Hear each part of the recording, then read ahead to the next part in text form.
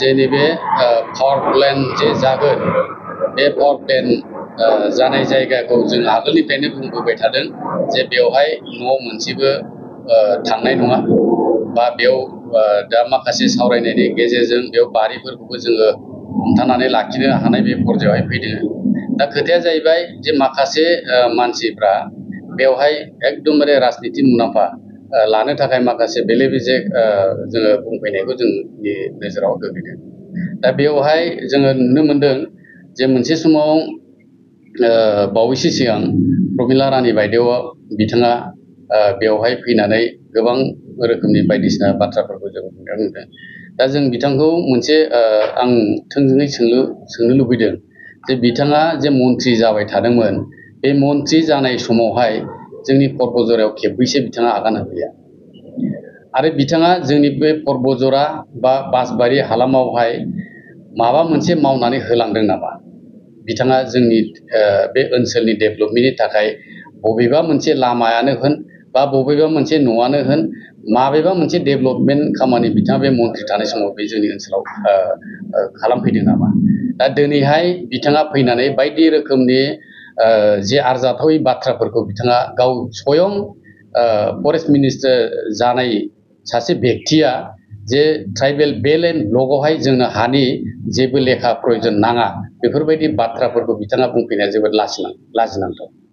आरो नै दाखालिसो जोंनि पर्बजरानि जे MCLA बिथाङा मुनमुन ब्रह्म बिथाङा बेयाव फैनानै माखासे खोथाफोरखौहाय बिथाङा बुंलांदों जे बिथांमोननि समावहाय जे रामदेबनो जे हा होदोंमोन बे रामदेबनो हा होनायखौ बिथाङा मा लिजाव होदों बा जखन थखन बिनिफ्राय लाफिननो हागोन बा नैबे सरकारा मानो लाफिनाखै बेफोरबायदि बिथाङा बे गामियाव थांनानै बायदि रोखोमनि खोथा थुनज्रायलायहैदों।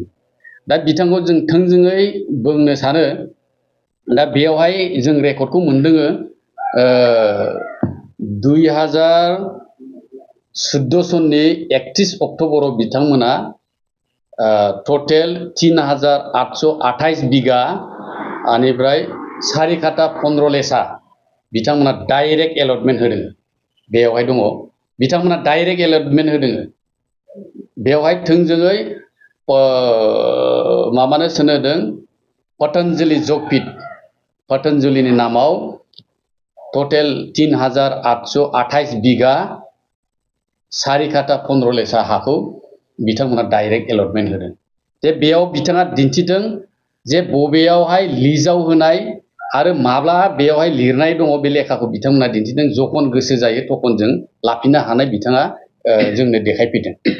दा बे आरजाथावै खोथाफोरखौबो बेयाव थुनज्रुलायफैनानै जोंनि ओनसोलावहाय बेबायदि गुलाय गुजाय खालामफैनायखौ जोङो जोबोद दुखु मोनदों आरो बेयो जाथावथाव नङा। सासे MCLA नि दायथ'आ मा? सासे MCLA नि दायथ'आ बे ओनसोलावहाय माबोरै डेभेलपमेन्ट खालामगोन माबोरैहाय जों बे ओनसोलनि रायजो राजाफोरखौ जों बेंनो हागोन। दा बिनि थाखाय बिथांमोना मोजां परामर्श होनांगौ। जों बुङाखै जे बेयाव एकदमबारे जाथारनानै बेयाव न' बां सिफायनानै जानांगौ सोरनिबा बारिखौ सिफायनानै जानांगौ जों बेखौ लुबैयाखै। जे जों सावरायनायनि गेजेरजों जों माबोरैबा थिग खालामनो हायो हाया बेखौ जोङो सावरायनांगौ। खिन्थु बिथांमोना डाइरेक्ट बेवहाय मोनसे राजनिति मुलाम्फा लानो थाखाय बे ओनसोलखौ दावराव दावसि खालामनायावहाय बिथांमोना खिलु फैदों होननानै जों सानो। मानो होननानै बुङोबा बे दिनै BPF निफ्राय खुनु एजेन्डा गैला। बिसोरना राजनिति खालामनांगौनि खुनु एजेन्डायानो गैया। जेराव माबा मोनसे जुदि एसे माबा जायो बेयाव मोजांबो बुजिया बिसोर गाज्रिबो बुजिया फैनानै डाइरेक्ट बेवहाय थुनज्लायफैयो। आरो जों मिथिनो मोननायावहाय बिथांमोना नैबे गामियाव मोनसे खोथा बुंफैयो आरो अफिसाव मोनसे खोथा बुङो। सार्केल अफिसावहाय थांनानै बिथांमोना बुंहैबाय जे न' बाङाल' एसे एरखेनानै जायोबा मोजां आरो बेयाव फैनानै जानो नाङा होननानै बुंफैयो। दा जों बेफोर खबरखौबो जों मोनबाय। दा नंखायनो स्थितिया मोनसेल' जानांगौ जे नोंथांमोना जे ओनसोलनि डेभेलपमेन्ट जुदि मावनो लुबैदोंब्ला ओनसोलनि रायजो राजाफोरजों मोजाङै परामर्शजों मोजाङै खामानिखौ मावलांनांगौ। दिनैहाय BPF नि समाव खुनु लामा दोंसे बिथांमोना मोजाङै मावलाङाखै। खुनु स्कुल मोनसे मोजाङै मावलाङाखै। दा दिनैहाय जोंनि बे बर्तमान सरकारा जों बे जायफोरनाखि लामा दंग'फ्रा जोङो जथेस्थ' जों मोजां लेभेलाव जों खामानि मावगासिनो दङ। बिथांमोना बेखौ नुनानै दा दिनैहाय बोरै जोङो BPF राजनिति हान्जा खालामनो हायो बेखौ दिनैहाय जेरै मेरै एरैहाय खोथा बुंफैलाबायनायखौ जों नुदों आरोखि। दा नंखायनो आङो बुंनो सानो जे बिथांमोना पर्बतजरा ओनसोलाव जे मोनसे लामा मोजां जे मावनो हायाखै, मोनसे दंग' मावनो हायाखै, मोनसे स्कुल बिल्डिं मोनसे मावनो हायाखै, दा बेखौ लाजिनानै दिनै बिथांमोना माने डेभेलपमेन्ट जानो थांनायफ्रावबो बिसोरो होबथानायनि खामानिसो मावगासिनो दं।